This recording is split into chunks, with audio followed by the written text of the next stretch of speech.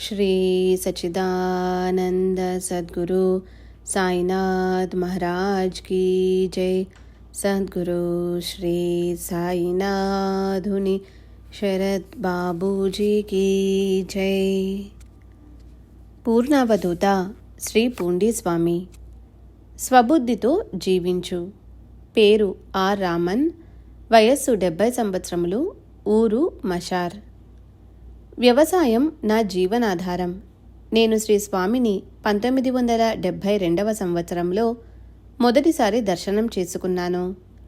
ఓసారి నేను శ్రీ స్వామి దర్శనం చేసుకున్నప్పుడు నాకు హితవు చెబుతూ, ఆడవాళ్ల మాట వినకు, భార్య కదా అని నమ్మి ఏదీ ఇవ్వవద్దు, బిడ్డను నమ్మవద్దు, నీ స్వబుద్ధితో జీవించావంటే నీ జీవితం ఎంతో బాగుంటుంది, అలా కాదనుకుంటే నీకంటూ కొంత ఉంచుకో అన్నారు. కానీ నేను నా భార్య బిడ్డలపై ఉన్న మమకారంతో వారు నావారే కనుక నాకు ఏ ఇబ్బంది కలిగించరని భ్రమపడ్డాను. శ్రీస్వామి హితవాకులను పెడచెవిన పెట్టాను. ఫలితంగా నేను ఎన్నో ఇబ్బందులను ఎదుర్కొనవలసి వచ్చింది. ఒకసారి మషార్ నుండి నేను మరో 4 కలిసి పూండీకి వచ్చాము. అందరం శ్రీ స్వామిని దర్శించుకున్నాము. నేను వారికి కాఫీ సమర్పించుకున్నాను. వారు స్వీకరించారు. తర్వాత సిగరెట్టు సమర్పించుకున్నాను. శ్రీస్వామి సిగరెట్టును తీసుకుని కాల్చారు. నాతో వచ్చిన వాళ్ళు కాఫీలు, టీలు శ్రీస్వామికి అర్పించారు. శ్రీస్వామి వాటిని స్వీకరించక అక్కడే ఉన్న పిల్లికి వాటిని పోసేశారు. మేము ఇక బయలుదేరుతామనగా శ్రీస్వామి నాతో, వచ్చిన దారిన వెళ్ళవద్దు, ఇలా వెళ్ళు అంటూ తమ చేతిని మా అత్తగారి గ్రామం వైపు చూపారు. నేను శ్రీస్వామి వద్ద సెలవు తీసుకుని బయలుదేరి పూండి గ్రామం దాటాను. మూత్ర విసర్జనకై రోడ్డు ప్రక్కకు వెళ్ళాను. అక్కడ 10 రూపాయల నోట్లు 16 దొరికాయి. ఆ 160 రూపాయలను తీసుకొని తిరిగి శ్రీస్వామి సన్నిధికి చేరి వాటిని వారికి సమర్పించాను. వారు, నాకు ఎందుకు, అది నీకు కదా దొరికింది, నాకు కాదు కదా, నీవు తీసుకొని వెళ్ళు అని వాటిని తాము స్వీకరించక నాకు ఊది ఇచ్చి పంపారు. నేను శ్రీస్వామి చెప్పినట్లు మా అత్తగారి గ్రామం వైపుగా బయలుదేరాను. దారిలో కలసప్పాకంలోని ద్రౌపదమ్మ గుడి చేరేసరికి అక్కడ ఏరుకు వరద వచ్చింది. ఆ వరదలో చెట్లు, కొమ్మలు అన్నీ కొట్టుకొని వస్తూ కనిపించాయి.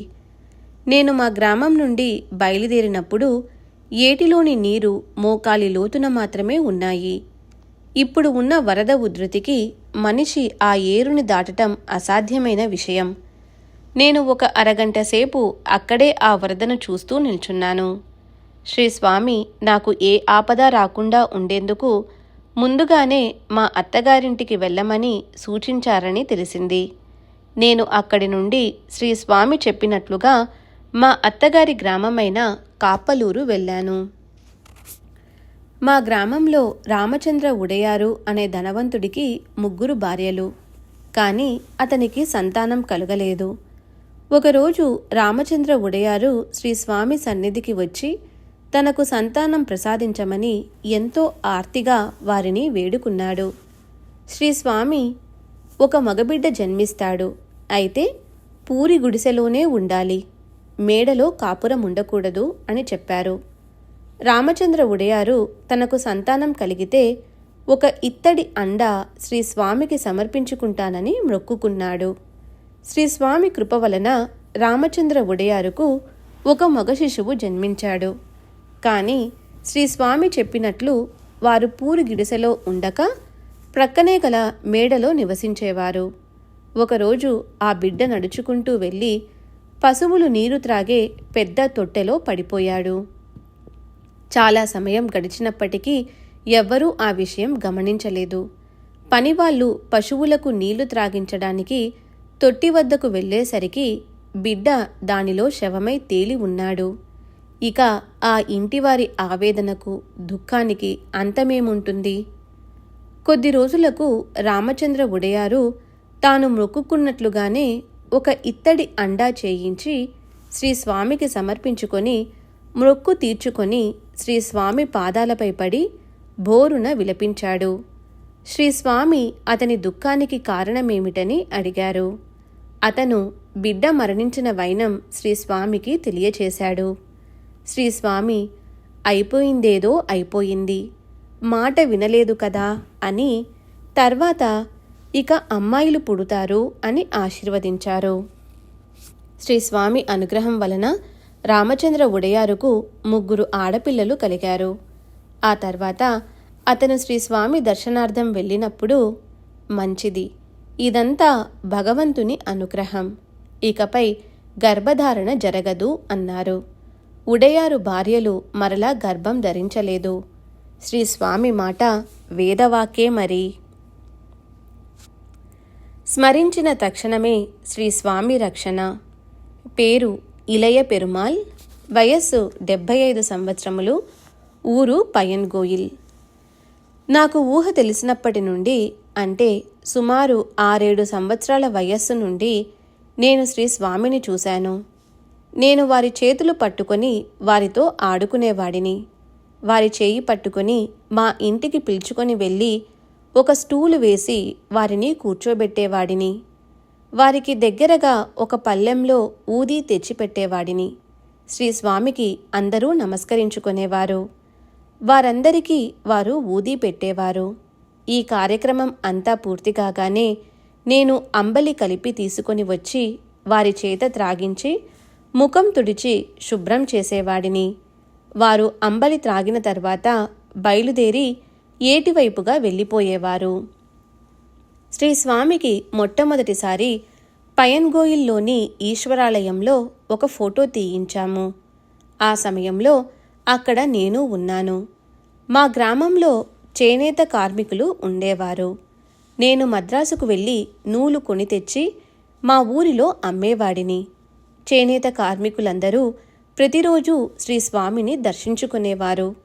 నేను మద్రాసుకు వెళ్ళిన సమయంలో శ్రీస్వామిని దర్శించుకుంటున్న చేనేత కార్మికులతో, ఇలయ పెరుమాలు మద్రాసు వెళ్ళారు, వచ్చేస్తారులే అని చెప్పేవారట శ్రీస్వామి. శ్రీస్వామి అరుగు మీద కూర్చొని ఉన్న సమయంలో వారి ప్రక్కన ఒక ముత్యాల దండ ఉండేది. నేను వారిని దర్శించిన ప్రతిసారి ఆ దండ నాకు కావాలని శ్రీస్వామిని అడిగేవాడిని. అలా సుమారు 1 నెల రోజులకు పైగా రోజూ వారిని ఆ దండ కావాలని అడిగిన తర్వాత వారు దానిని నాకు ప్రసాదించారు. ఆ దండ ఈనాటికి నా పూజా మందిరంలో భద్రంగా ఉన్నది. ఒకసారి ఉలుందూరుపేటలోని రీహాబిలిటేషన్ హోమ్కి మగ్గాలు సరఫరా చేయవలసిన పని వచ్చింది. నేను మగ్గాలను పార్సిల్ చేసి బస్సు టాప్ మీద వాటిని వేసి నేను ఆ బస్సులోనే వెళ్తున్నాను. దారిలో బస్సు టాప్ మీద ఉన్న పార్సిల్ కింద పడిపోయింది. దానిని ఎవరూ గుర్తించలేదు. సుమారు 2 కిలోమీటర్ల దూరం బస్సు వెళ్ళిపోయింది. బస్సులో కూర్చున్న నాకు హఠాత్తుగా వెళ్ళు వెళ్ళు అని ఒక కంఠం వినిపించింది. నేను వెంటనే బస్సును ఆపించి నా పార్సిల్ కోసం చూశాను. బస్సు మీద పార్సిల్ లేదు. నేను వెనక్కు నడుచుకుంటూ వెళ్ళడం మొదలుపెట్టాను. కొంత దూరం వెళ్ళేసరికి ఒక వ్యక్తి చేతిలో నా పార్సిల్ పట్టుకొని ఉన్నాడు. ఆ పార్సిల్ నాదని అతనితో చెప్పాను. ఆ వ్యక్తి ఆ పార్సిల్ విలువ అడిగాడు. నేను ఎంతో విలువైన ఆ పార్సిల్ అసలు విలువ చెప్పకుండా 100 రూపాయలని చెప్పాను. కారణం, అసలు విలువ చెబితే అతను ఎక్కువ డబ్బు ఇస్తే కానీ పార్సిల్ నాకివ్వనంటాడని భయం. ఆ వ్యక్తి నా పార్సిల్ నాకు తిరిగి ఇచ్చివేశాడు. నేను అతనికి 10 రూపాయలు ఇచ్చి మరో బస్సులో బయలుదేరి వెళ్ళాను.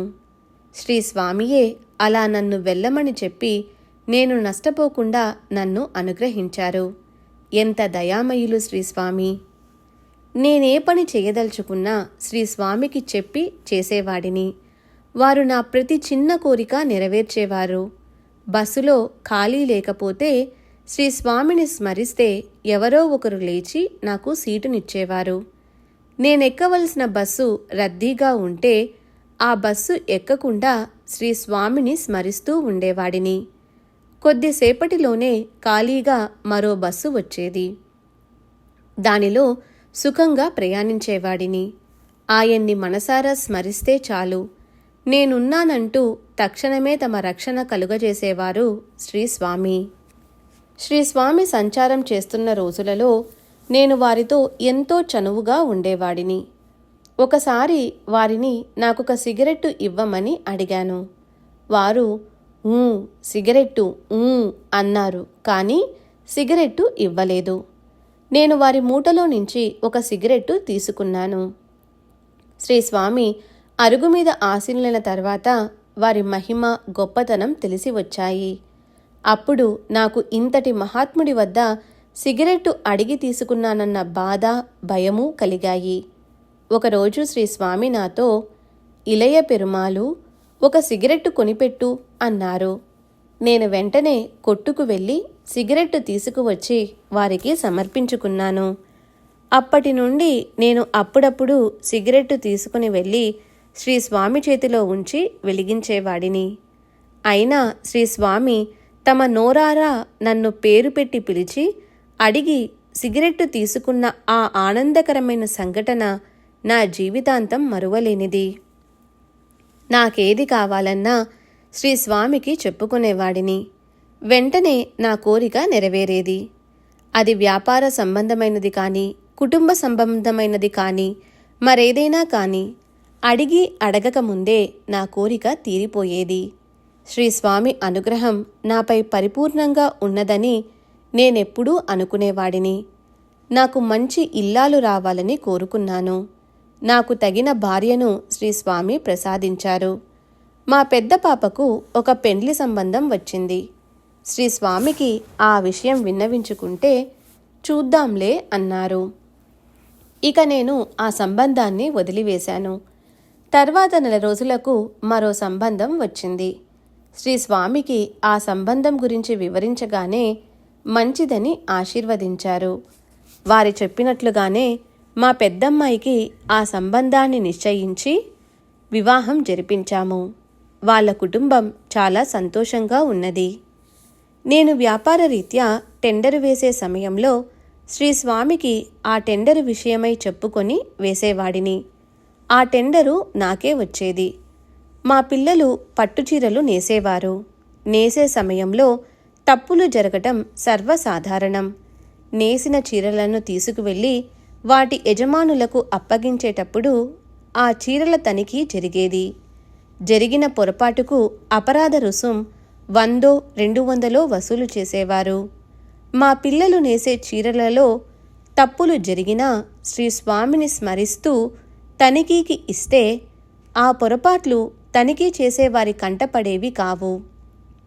ఫలితంగా నాకు అపరాధ రుసుం తీసుకోకుండా మొత్తం పైకం అందజేసేవారు. శ్రీస్వామి ఆశీస్సులు నాపై సదా ఉండేవి. నేను ఇప్పుడు ఉంటున్న ఇల్లు శ్రీస్వామి తమ పవిత్రమైన పాదాలు మోపిన అపురూపమైన ఇల్లు. ఆ ఇల్లు పాతబడిపోయింది. శ్రీస్వామి పాదముద్రలు గల ఆ ఇంటిని పడగొట్టి తిరిగి నిర్మించాలంటే నాకు మనస్కరించడం లేదు. శ్రీస్వామివారే ఈ సమస్యకు పరిష్కారం చూపగలరని నాకు దృఢమైన నమ్మకం ఉంది. అంతా వారి దయ, అనుగ్రహమే. రాగి పుట్టు నైవేద్యం. పేరు గోవిందస్వామి. వయస్సు 72 సంవత్సరములు. ఊరు పయన్గోయిల్. శ్రీ పూండీస్వామిని నా చిన్నతనంలో మొదటిసారి మా ఊరిలోనే దర్శనం చేసుకున్నాను. చిన్నప్పుడు రాత్రి వేళలో సినిమా చూసి ఇంటికి తిరిగి వచ్చే సమయంలో శ్రీస్వామి ఏటిలో కూర్చుని కనిపించేవారు. ఆ రాత్రి సమయంలో చీకట్లో వారి రూపం పెద్దదిగా కనిపించేది. ఒకరోజు శ్రీస్వామి వచ్చి మా చిన్నాన్నగారి ఇంటి అరుగుపై కూర్చున్నారు. మేము వారికి కొబ్బరి బోండం కొట్టి ఇచ్చాము. శ్రీస్వామి కొబ్బరి నీరు కొద్దిగా స్వీకరించారు. 2 గంటల పాటు అక్కడే కూర్చొని తర్వాత అక్కడ నుంచి వెళ్ళిపోయారు. వారు మా చిన్నాన్న ఇంటిలో పాదం మోపిన పుణ్యఫలం వలన నేడు మా చిన్నాన్న కుటుంబంలోని వారంతా చక్కగా చదువుకొని ఉన్నతమైన స్థితిలో ఉన్నారు. మాకు కొద్దిగా పొలం ఉంది. ఆ పొలానికి నీళ్లు వచ్చే బావిలో నీళ్లు లేవు. నా ఈ సమస్యను శ్రీ స్వామికి నివేదించమని శ్రీ పూండీస్వామి కమిటీ ప్రెసిడెంట్ శ్రీ గోవిందరాజుల నాయుడుని కోరాను. ఆయన శ్రీ స్వామి వద్ద నా నీటి సమస్యను ప్రస్తావించారు. శ్రీ స్వామి, బావిలో పుష్కలంగా నీరు ఉంది, నిరాశ పడక త్రవ్వితే నీళ్లు వస్తాయి అన్నారు. నేను ఆ బావిని ఇంకా లోతుగా త్రవ్వించాను. నీళ్లు రాలేదు. బండ వచ్చింది. బండ వచ్చిందని ఇక నీరు రాదని భావించి ఆ బావిని అమ్మివేశాను. బావి కొన్నవాళ్ళు బావిలో బండ ఉన్నా నిరాశ చెందక ఇంకొంచెం లోతు త్రవ్వించారు. పుష్కలమైన మంచి నీటి ఊట వచ్చింది. శ్రీ స్వామి మాటకు ఉన్న మహత్యాన్ని తెలుసుకోకుండా వారి మాటను ఖాతరు చేయక బావిని అమ్మివేసినందుకు నేను శాశ్వతంగా మా పొలానికి నీటి వసతిని కోల్పోయాను. ఒకసారి మా పొలంలో వేసిన రాగి పైరు బాగా పండింది. నేను మంచి రాగి కంకులను కోసి ఆ రాగులతో పుట్టు చేసి చక్కెర వేసి శ్రీ స్వామి సన్నిధికి వచ్చి ఆ రాగి పుట్టుని ఒక కొత్త పళ్ళెంలో పెట్టి శ్రీ స్వామికి సమర్పించుకున్నాను. వారు గోలికాయంత పుట్టును తీసుకొని ఆరగించారు. మిగిలినది ప్రక్కన పెట్టారు. నాకు వారు కొద్దిగానైనా స్వీకరించడంతో ఎంతో తృప్తి, ఆనందం కలిగాయి.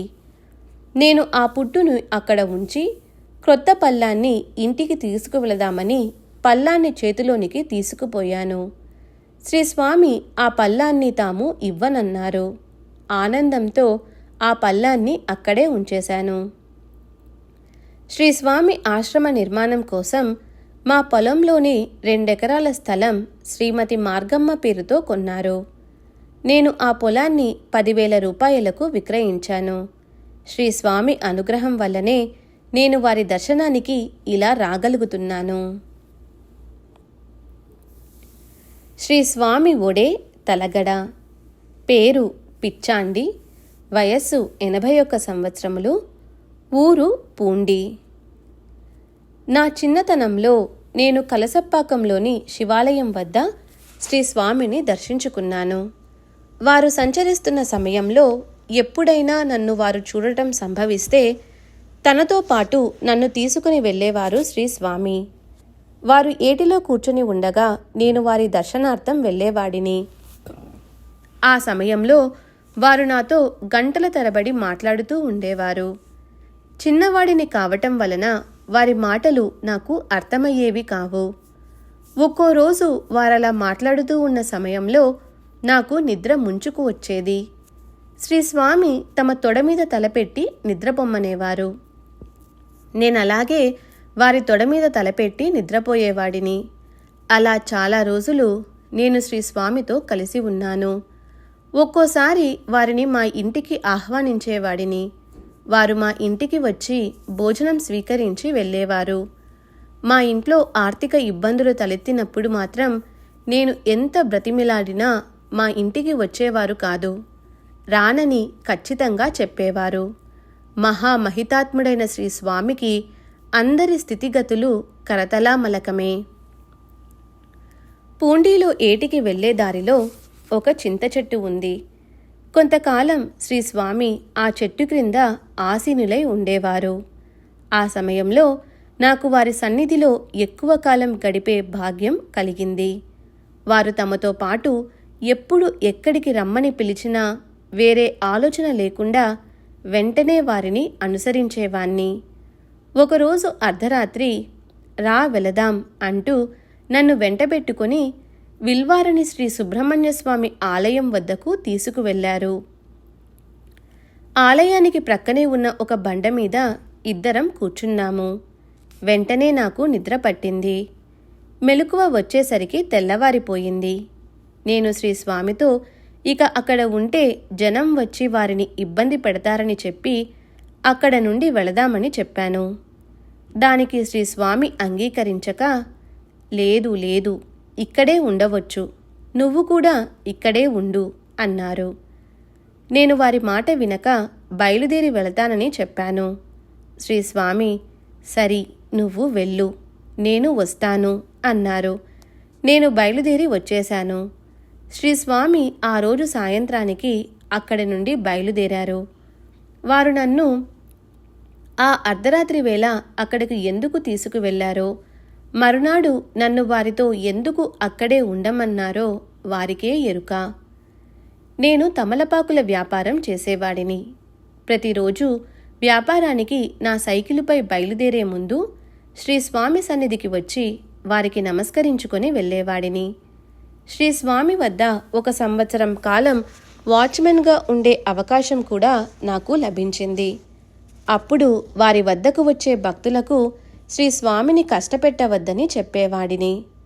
1 సంవత్సరం తర్వాత అక్కడ వాచ్మెన్ అనవసరమని ఆ ఉద్యోగం లేదన్నారు. శ్రీస్వామికి ఈ విషయం చెబితే వారు సరి, నువ్వెక్కడైనా ఉండు అన్నారు. శ్రీస్వామి దగ్గర వాచ్మెన్ ఉద్యోగం చేస్తున్న సమయంలో ఒకసారి వారు ఏదైనా అవసరమైతే అడగరా అన్నారు. స్వామి, నేనేమి అడిగేది అన్నాను.